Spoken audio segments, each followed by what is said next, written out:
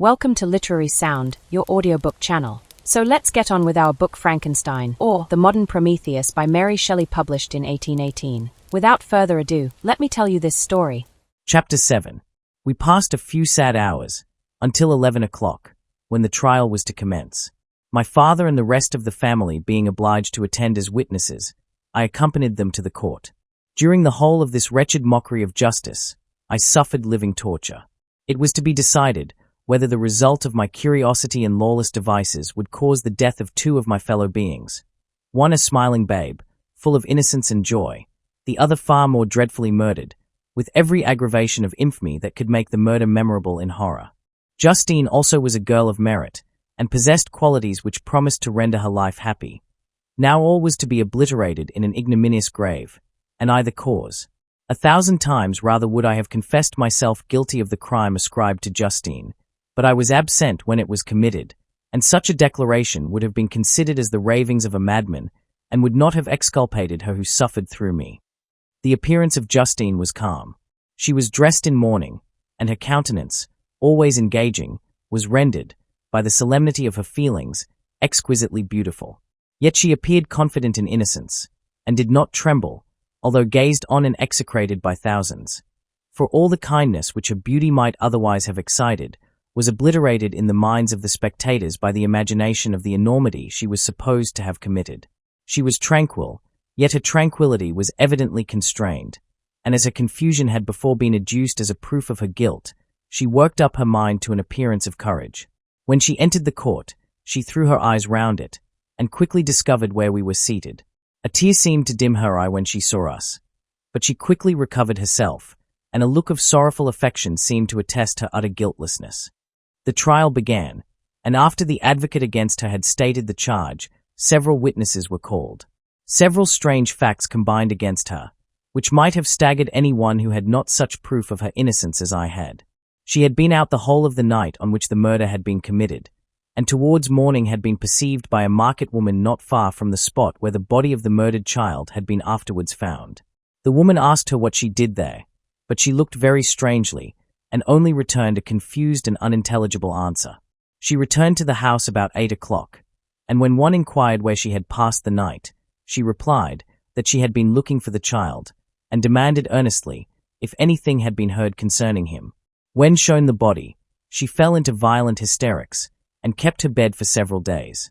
The picture was then produced, which the servant had found in her pocket, and when Elizabeth, in a faltering voice, proved that it was the same which, an hour before the child had been missed, she had placed round his neck, a murmur of horror and indignation filled the court. Justine was called on for her defense. As the trial had proceeded, her countenance had altered. Surprise, horror, and misery were strongly expressed. Sometimes she struggled with her tears, but when she was desired to plead, she collected her powers, and spoke in an audible although variable voice. "God knows," she said, "how entirely I am innocent.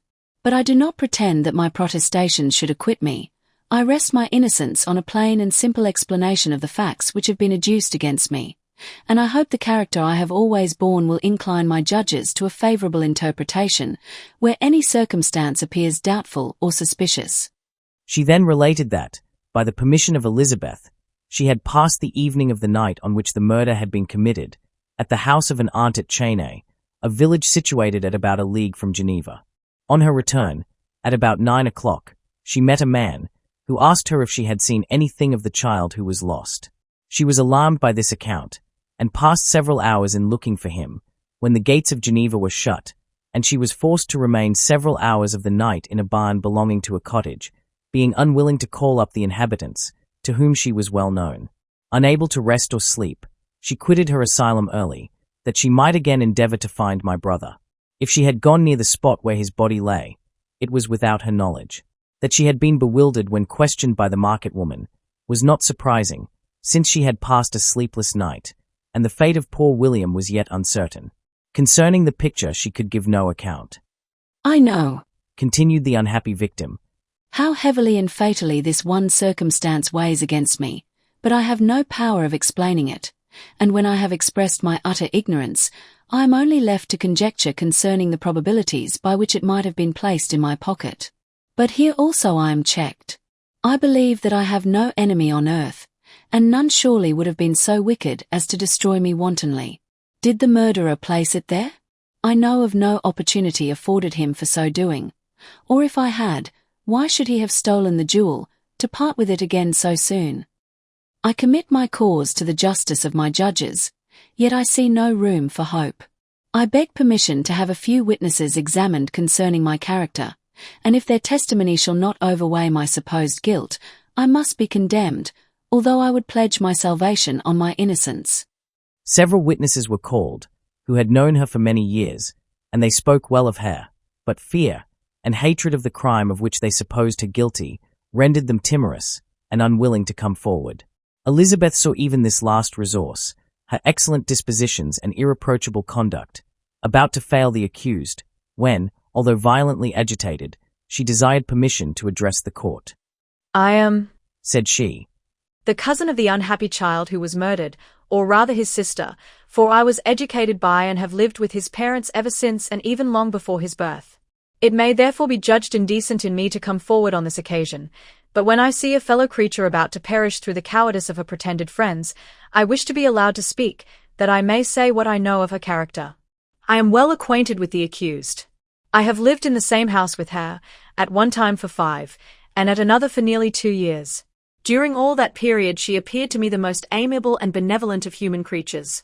She nursed Madame Frankenstein, my aunt, in her last illness with the greatest affection and care, and afterwards attended her own mother during a tedious illness, in a manner that excited the admiration of all who knew her.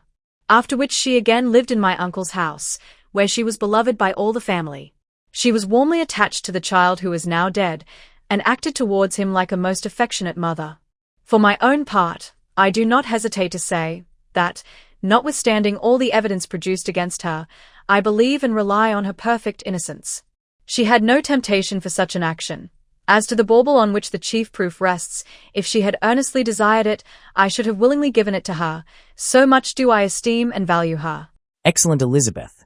A murmur of approbation was heard, but it was excited by her generous interference, and not in favor of poor Justine, on whom the public indignation was turned with renewed violence, charging her with the blackest ingratitude.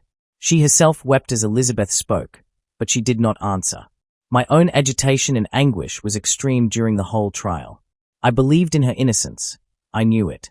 Could the demon, who had, I did not for a minute doubt, murdered my brother, also in his hellish sport have betrayed the innocent to death and ignominy? I could not sustain the horror of my situation, and when I perceived that the popular voice, and the countenances of the judges, had already condemned my unhappy victim, I rushed out of the court in agony. The tortures of the accused did not equal mine. She was sustained by innocence, but the fangs of remorse tore my bosom, and would not forego their hold. I passed a night of unmingled wretchedness. In the morning I went to the court. My lips and throat were parched.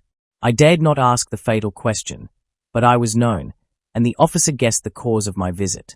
The ballots had been thrown. They were all black, and Justine was condemned. I cannot pretend to describe what I then felt. I had before experienced sensations of horror, and I have endeavored to bestow upon them adequate expressions, but words cannot convey an idea of the heart-sickening despair that I then endured. The person to whom I addressed myself added that Justine had already confessed her guilt. "That evidence," he observed, "was hardly required in so glaring a case, but I am glad of it, and, indeed, none of our judges like to condemn a criminal upon circumstantial evidence, be it ever so decisive." When I returned home, Elizabeth eagerly demanded the result. "My cousin," replied I, "it is decided as you may have expected. All judges had rather that 10 innocent should suffer than that 1 guilty should escape. But she has confessed." This was a dire blow to poor Elizabeth, who had relied with firmness upon Justine's innocence. "Alas," said she, "how shall I ever again believe in human benevolence? Justine, whom I loved and esteemed as my sister, how could she put on those smiles of innocence only to betray? Her mild eyes seemed incapable of any severity or ill humor, and yet she has committed a murder." Soon after we heard that the poor victim had expressed a wish to see my cousin. My father wished her not to go, but said that he left it to her own judgment and feelings to decide. "Yes," said Elizabeth, "I will go, although she is guilty, and you, Victor, shall accompany me, I cannot go alone. The idea of this visit was torture to me, yet I could not refuse. We entered the gloomy prison chamber and beheld Justine sitting on some straw at the further end. Her hands were manacled, and her head rested on her knees. She rose on seeing us enter, and when we were left alone with her, she threw herself at the feet of Elizabeth, weeping bitterly. My cousin wept also. "Oh, Justine," said she. "Why did you rob me of my last consolation? I relied on your innocence, and although I was then very wretched, I was not so miserable as I am now." And do you also believe that I am so very, very wicked? Do you also join with my enemies to crush me? Her voice was suffocated with sobs. "Rise, my poor girl," said Elizabeth. "Why do you kneel, if you are innocent? I am not one of your enemies. I believed you guiltless, notwithstanding every evidence, until I heard that you had yourself declared your guilt. That report, you say, is false. And be assured, dear Justine, that nothing can shake my confidence in you for a moment, but your own confession." I did confess, but I confessed a lie. I confessed that I might obtain absolution, but now that falsehood lies heavier at my heart than all my other sins. The God of heaven forgive me. Ever since I was condemned, my confessor has besieged me. He threatened and menaced, until I almost began to think that I was the monster that he said I was. He threatened excommunication and hellfire in my last moments, if I continued obdurate. Dear lady, I had none to support me. All looked on me as a wretch doomed to ignominy and perdition. What could I do? In an evil hour I subscribed to a lie, and now only am I truly miserable. She paused, weeping, and then continued. I thought with horror, my sweet lady, that you should believe your Justine, whom your blessed aunt had so highly honoured, and whom you loved, was a creature capable of a crime which none but the devil himself could have perpetrated. Dear William, dearest blessed child, I soon shall see you again in heaven, where we shall all be happy, and that consoles me, going as I am to suffer ignominy and death. "Oh, Justine, forgive me for having for one moment distrusted you. Why did you confess? But do not mourn, my dear girl. I will everywhere proclaim your innocence, and force belief. Yet you must die, you, my playfellow, my companion, my more than sister. I never can survive so horrible a misfortune." Dear, sweet Elizabeth, do not weep. You ought to raise me with thoughts of a better life, and elevate me from the petty cares of this world of injustice and strife. Do not you, excellent friend, drive me to despair. "I will try to comfort you, but this, I fear, is an evil too deep and poignant to admit of consolation, for there is no hope.